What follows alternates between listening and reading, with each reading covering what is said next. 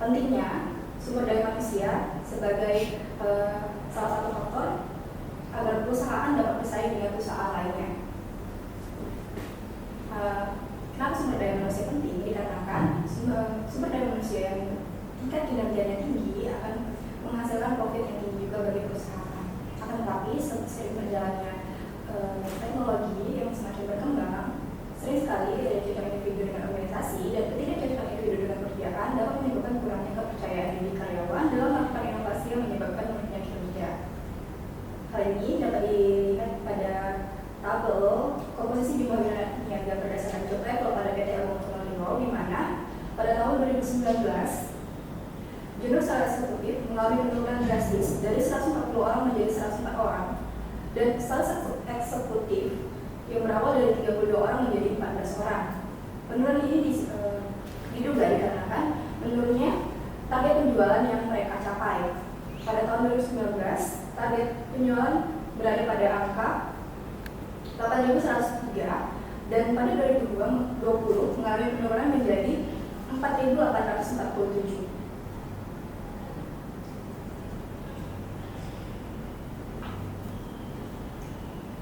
Penelitian ini masih sedikit diteliti sehingga hanya memiliki beberapa research gap, seperti research gap person organization fit terhadap kinerja niaga.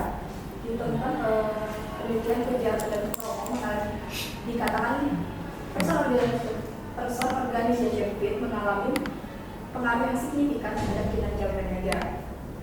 Kemudian penelitian pada Widiana dan Bagia pada tahun 2022 mengatakan person job fit berpengaruh signifikan terhadap kinerja niaga, sedangkan penelitian menurut Mirsafitri dan Helmi pada tahun 2022 mengatakan person job fit dan tidak berpengaruh signifikan terhadap kinerja niaga. Sedangkan untuk research gap person organization fit melalui innovation trust terhadap kinerja niaga itu dikatakan oleh Afsar et al. Dia memiliki pengaruh yang signifikan. Begitu juga dengan person job fit terhadap kinerja niaga melalui innovation trust.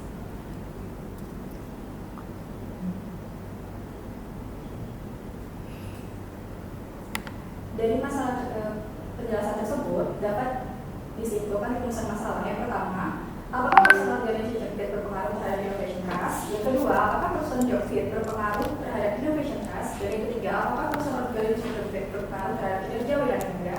Yang keempat, apakah person job fit berpengaruh terhadap kinerja niaga? Yang kelima, apakah person organization fit berpengaruh terhadap kinerja niaga melalui innovation trust?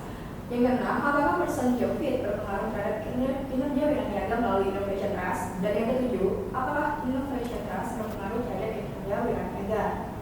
Dari rumusan masalah dapat disimpulkan tujuan penelitian ini adalah yang pertama, menganalisis pengaruh person organization fit terhadap kinerja niaga. Yang kedua, menganalisis pengaruh person job fit terhadap kinerja niaga. Yang ketiga, menganalisis pengaruh person organization fit terhadap innovation trust. Yang keempat, menganalisis pengaruh person job fit terhadap innovation trust. Yang kelima, menganalisis pengaruh person organization fit terhadap kinerja niaga melalui innovation trust. Yang keenam, menganalisis pengaruh person organization fit terhadap kinerja niaga melalui innovation trust. Dan yang ketujuh, menganalisis pengaruh innovation trust terhadap kinerja niaga. Manfaat penelitian ini terbagi menjadi dua. Yang pertama, manfaat praktis, yaitu sebagai bahan pertimbangan dalam penanganan dan PT Agung Podomoro Riau nantinya sebagai bahan pertimbangan dalam menangani permasalahan terkait person organization fit dan person job fit, sehingga dapat meningkatkan innovation trust dan kinerja niaga bagian penjualan. Manfaat teoritisnya yaitu memperluas pandangan ilmiah di bidang manajemen sumber daya manusia, khususnya terhadap teori person organization fit dan person job fit, dengan fokus kajian teori pada variabel innovation trust dan kinerja niaga. Landasan teori yang saya gunakan adalah Afsar dan Bagia pada tahun 2016, di mana dia mengatakan keselarasan individu dengan nilai perusahaan akan menumbuhkan rasa kepercayaan pada organisasi. Kemudian dia juga mengatakan karyawan yang meyakini bahwa kebutuhan dan pengetahuannya sesuai dengan tujuan pekerjaan cenderung akan menyarankan cara-cara baru dalam mengerjakan sesuatu sehingga dapat memupuk kerjasama yang timbal balik dengan rekan kerja. Dan juga dia mengatakan perilaku kerja yang inovatif menuntut karyawan membentuk ide baru terkait dengan kinerja yang efektif. variabel masing-masing variabel. Yang pertama ada kinerja menurut Bangun pada tahun 2012. Indikatornya pertama adalah kuantitas, yang kedua adalah kualitas, yang ketiga ketepatan waktu, yang keempat kehadiran, dan yang kelima adalah kemampuan bekerja sama. Sedangkan indikator variabel personal organization fit menurut Christoph pada tahun 1996. Yang pertama adalah kesesuaian nilai, kesesuaian tujuan, pemenuhan kebutuhan karyawan, dan kesesuaian karakteristik kultur kepribadian. Indikator variabel person job fit menurut Iowati et al. Pada tahun 2018. Yang pertama adalah kesesuaian tuntutan dengan kemampuan, yang kedua kesesuaian kemampuan dengan syarat pekerjaan, dan yang ketiga adalah kesesuaian dikelola dengan kebutuhan. Kemudian indikator variabel innovation trust menurut Afsal et al. Pada tahun 2015. Yang pertama adalah keterbukaan berbagi ide, kolaborasi dengan tim didukung kepercayaan, yang ketiga pengakuan kontribusi dan keberhasilan, yang keempat adalah komitmen terhadap kepercayaan dan transparansi. Berdasarkan hal tersebut, penelitian ini memiliki hipotesis. Yang pertama, person organization fit berpengaruh positif terhadap kinerja Winaniaga PT Agung Automobile. Yang kedua, person job fit berpengaruh terhadap kinerja Winaniaga PT Agung Automobile. Yang ketiga, person organization fit berpengaruh terhadap innovation trust. Yang keempat, person job fit berpengaruh terhadap innovation trust. Yang kelima, person organization fit berpengaruh terhadap kinerja Winaniaga melalui innovation trust. Yang keenam, person job fit berpengaruh terhadap kinerja Winaniaga melalui innovation trust. Dan yang ketujuh, innovation trust berpengaruh terhadap kinerja Winaniaga PT Agung Automobile. Nggak usah.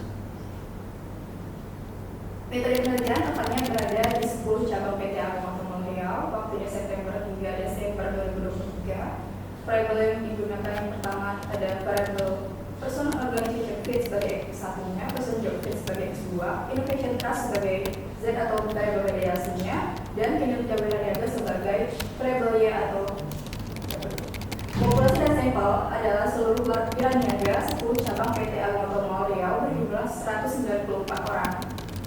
Jadi dari sumber data menggunakan data primer dan sekunder yang bersifat kuantitatif. Analisis yang digunakan yang pertama adalah deskriptif, di mana menggunakan karakteristik responden dan tanggapan responden. Kemudian ada uji angket, yaitu uji validitas menggunakan standar CIPC sebesar 0,30 dan uji reliabilitas dengan standar 0,70. Kemudian ada uji kelayakan model, analisis MPLS, dan uji hipotesis. Sekian, terima kasih. Oke, silakan duduk. Siapkan alat tulis.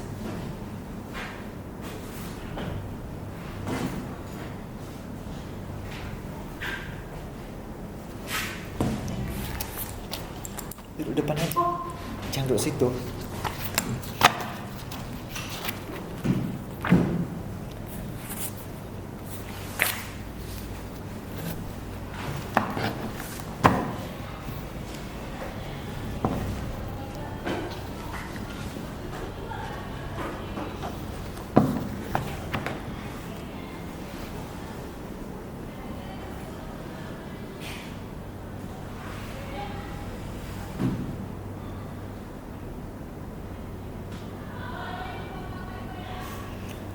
Kita mulai dari halaman 1 terlebih dahulu.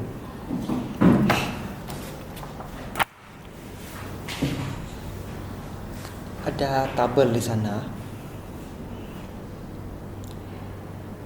Apakah bisa diupdate sampai ke 2022? Kemarin tadi cek itu udah ada 2021 Pak. Mungkin nanti saya cari dari referensi lain. Iya, karena kamu kan penelitian 2023.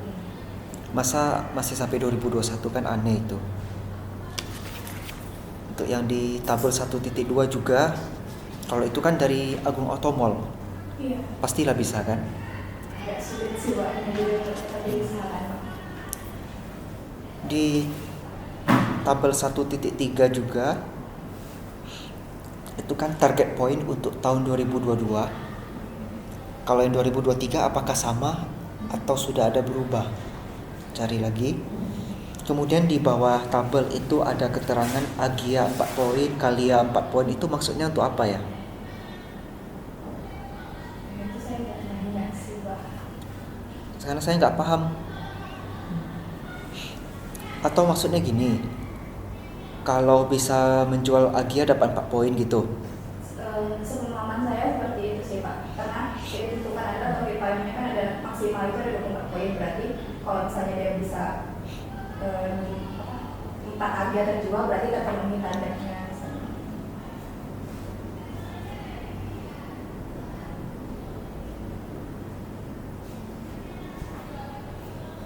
Berarti tulisnya keterangan target point.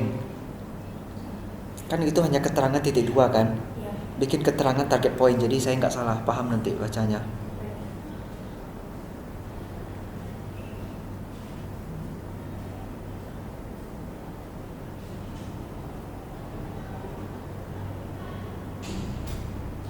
Terus kan mobil di Toyota nggak cuman ini ya, kan ada yang tipe yang lain. Yang diupdatekan ke saya yang ini. Kalau bisa semua. Kan masih ada Alphard belum, Velfire, Foxy belum.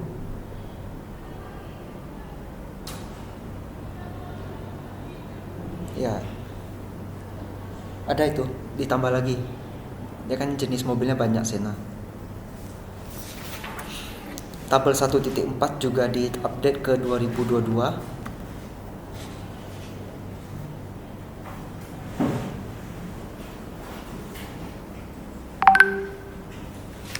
Terus alasan kenapa menggunakan target dan realisasi menjadi indikator kinerja gimana?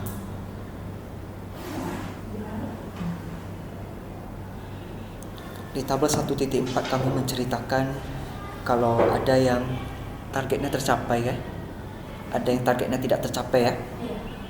Alasan menggunakan target dan realisasi sebagai pengukuran kinerja kenapa?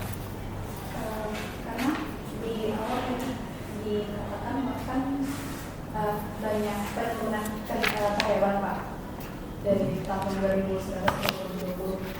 Nah, jadi dugaannya itu karena target mereka nggak tercapai Pak. Jadi kalau nggak tercapai mereka nggak lanjut kerja gitu.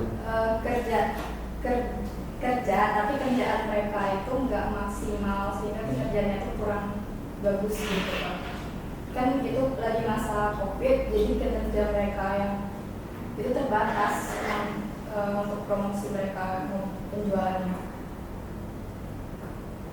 Jadi itu dianggap sebagai kinerja gitu. Dari penjualannya makin banyak jual berarti kinerja makin bagus gitu. Iya. Apakah tertulis di sini?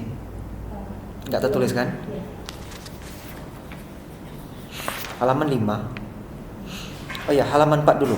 Itu ada Chapman tahun 1989. Itu bukannya udah kelamaan ya? Memang betul sih, dia yang pertama kali ceritain tentang POF ya. Apakah ada bisa menceritakan yang baru tapi ya referensinya 10 tahun terakhir? Ini salah saya Pak, ini ada saya nyari jurnal aslinya. Jurnal asli boleh, nggak apa-apa. Tambahin juga dengan yang terupdate. Jadi nanti namanya elaborasi jurnal. Tulisnya gini, Chapman, 1989 titik koma ayam, 2023 tutup kurung. Itu namanya elaborasi jurnal, itu boleh. Halaman 5, POF tidak berpengaruh ataupun berpengaruh negatif terhadap kinerja. Kenapa tidak ditemukan seperti itu? Sementara kan yang kamu katakan Syahid 2022, Pujiati Hutomo 2020 mengatakan POF positif ya. Sudah 2 orang ngatain positif. Boleh dikatakan memang agak jarang lah. Kalau begitu, hasil yang sudah pasti positif apakah layak untuk diuji lagi? Kan ada perbedaan sini ditemukan tidak berpengaruh diuji lagi. Justru karena sudah tidak ada beda, untuk apa diuji lagi? Itu argumentasi kita. Kita memilih variabel X kan berdasarkan penelitian terdahulu ya. Kalau penelitian terdahulu bilang hasilnya berbeda, makanya kita uji kembali. Tapi kalau hasilnya udah sama semua, untuk apa kita uji kembali? Itu maksud saya. Jadi apakah bisa menambah satu saja? Coba usahakan cari dari luar negeri lah. Pakai kata kuncinya bahasa Inggris di Google. Person organization fit and employee performance, atau kalau wiraniaga mungkin agak terlalu spesifik, pakai kata performance saja. Person organization fit to performance, jurnal PDF. Nanti coba direkap, apakah paling tidak pasti adalah satu yang tidak berpengaruh, harusnya begitu. Sama juga untuk beberapa yang lain ya. Nah, kemudian kamu buka halaman 6.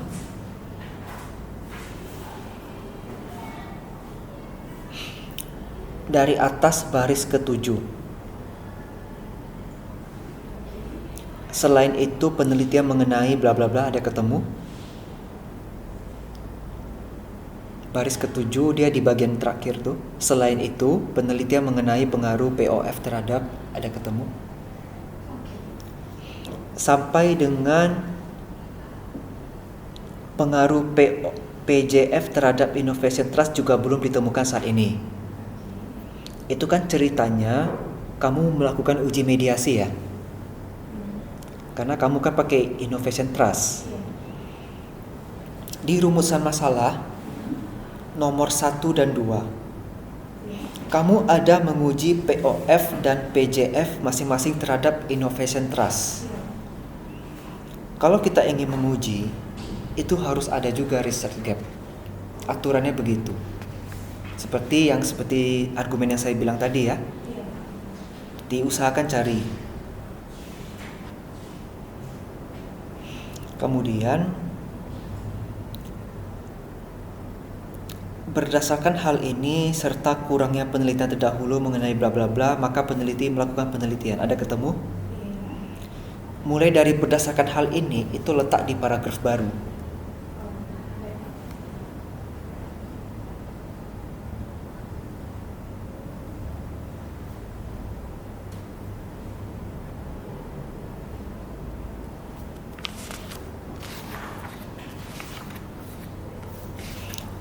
Halaman 9.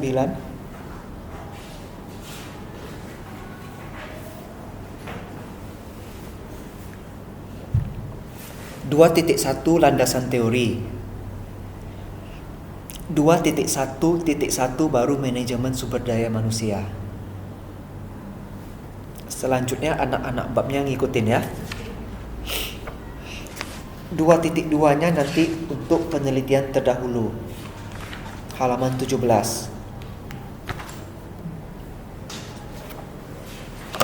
2.3 hipotesis, 2.4 kerangka. Kamu udah sampai 2.8, itu kurang tepat, tidak sesuai panduan.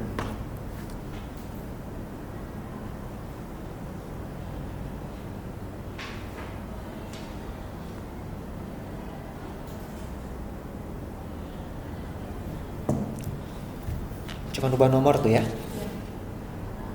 Halaman 20.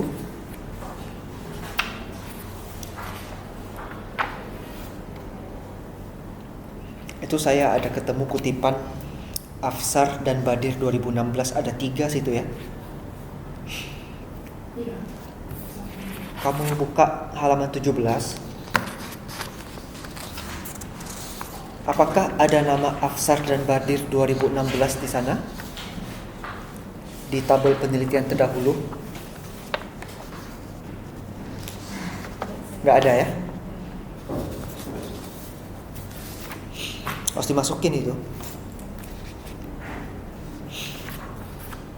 Halaman 27.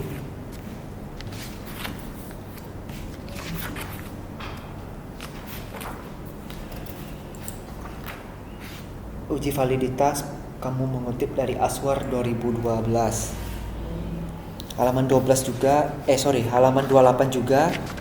Halaman 29 itu ada Ferdinand 2006. Itu referensinya sudah terlalu lama.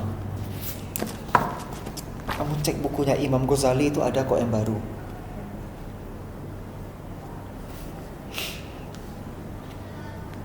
Halaman 29.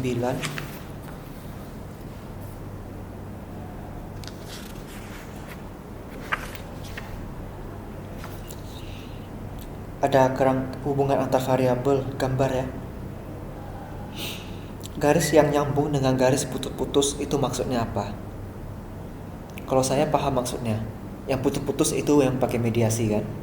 Tapi orang yang baca nggak tahu apa kalau orang umum. Kasih keterangan ya.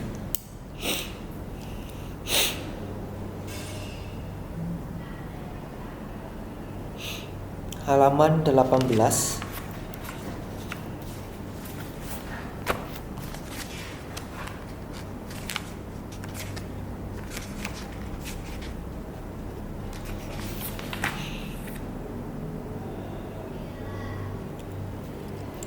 Pengembangan hipotesisnya agak kurang, biasanya agak lebih panjang itu. Pakai argumen, didukung penelitian terdahulu, kemudian penelitian terdahulu yang hasilnya tidak mendukung.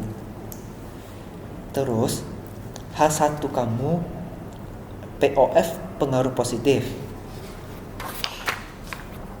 H2 sampai H7 tidak pakai arah positif atau negatif. Kamu konsisten mau pakai arah atau tidak untuk hipotesis. Langsung tetapkan sekarang mau pakai arah atau tidak. Mau pakai? Kalau tidak berarti H1 cukup berpengaruh saja.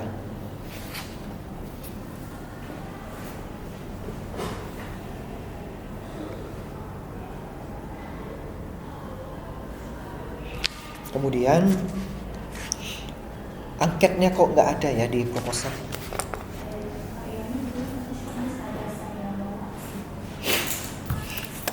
Ada di print. Karena di proposal kita harus ngecek apakah angketnya layak untuk dipakai, disebarin atau belum.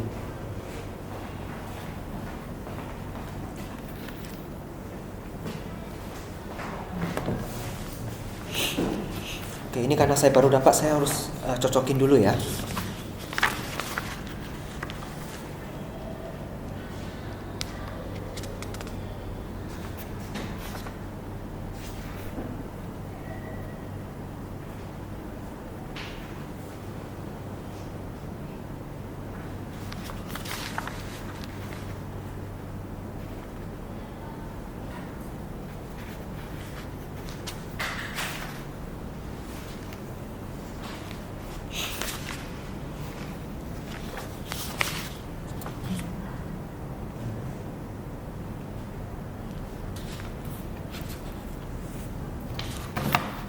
Oke.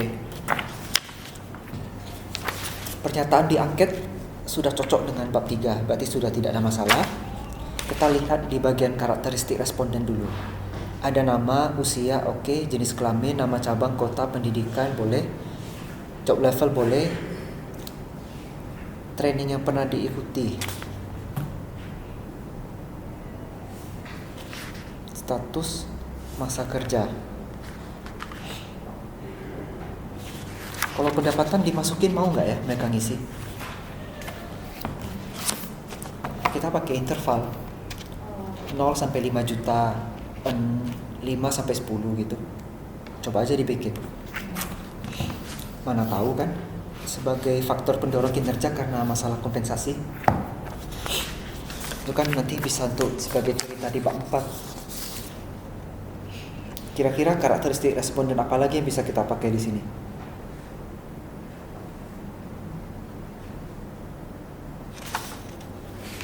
Yang terutama bisa mendukung variabel kamu.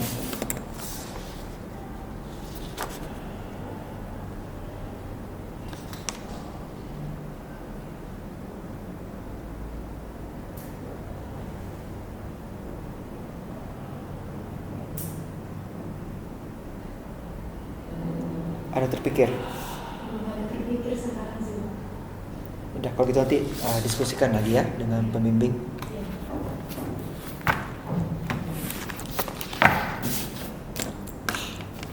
Nah sekarang kalau ceritanya variabel mediasi, kalau rupanya dia nggak memediasi, kamu mau ngapain nanti?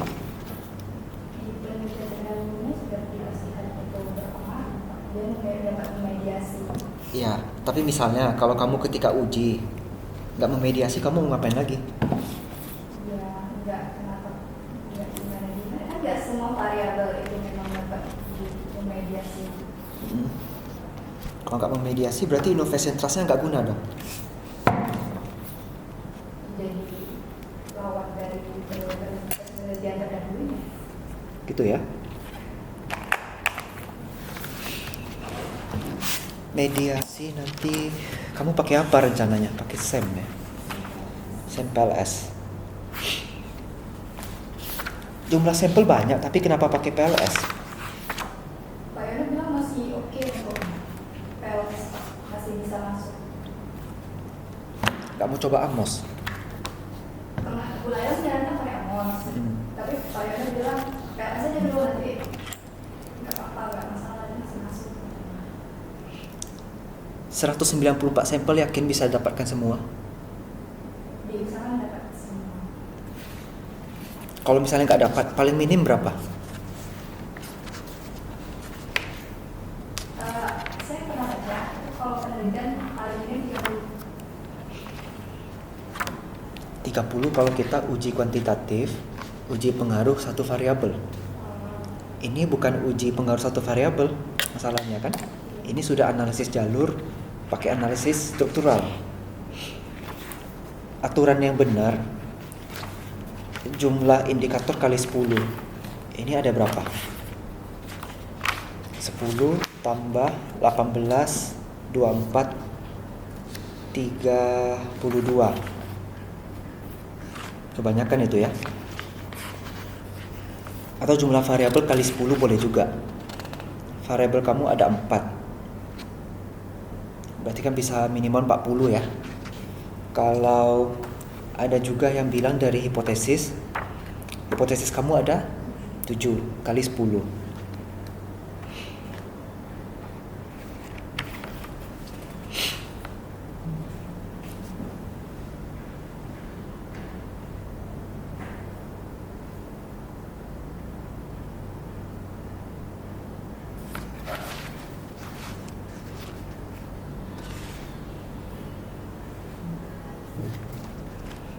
Nanti di bab 4 kamu kalau jelasinnya nanti pakai pengaruh langsung dan pengaruh tidak langsung ya.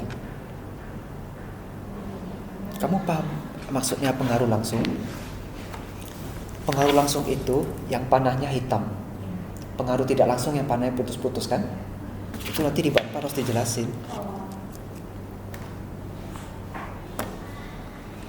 Apakah pengaruh tidak langsung malah lebih kuat daripada pengaruh yang secara langsung gitu? diperjelas gitu. Iya, tapi di bab 4.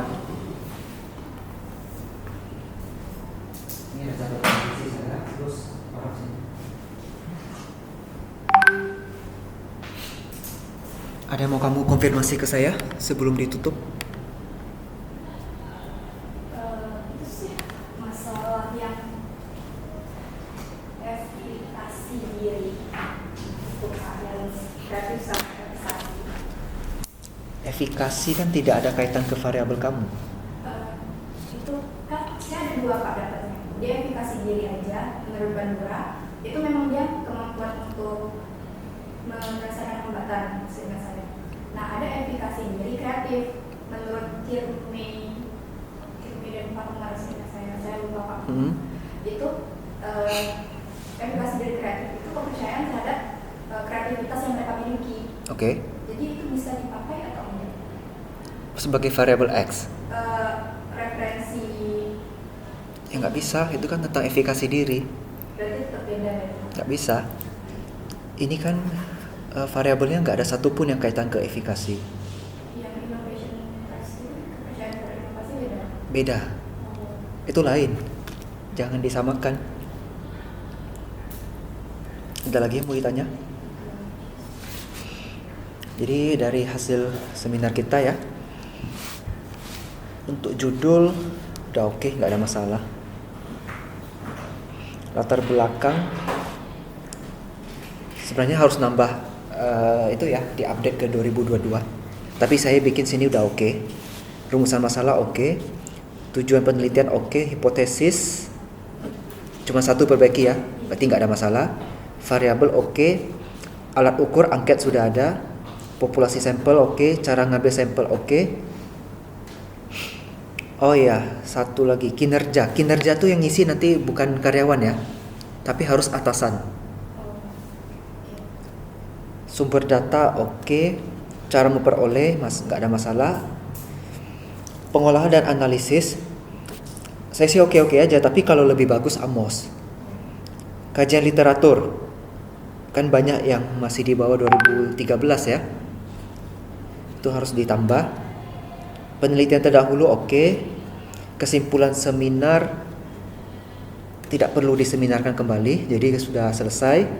Kamu bisa revisi dalam berapa lama? Nggak banyak kan revisinya? Seminggu berarti 14 Desember ya. Oke, silakan ditutup presentasinya.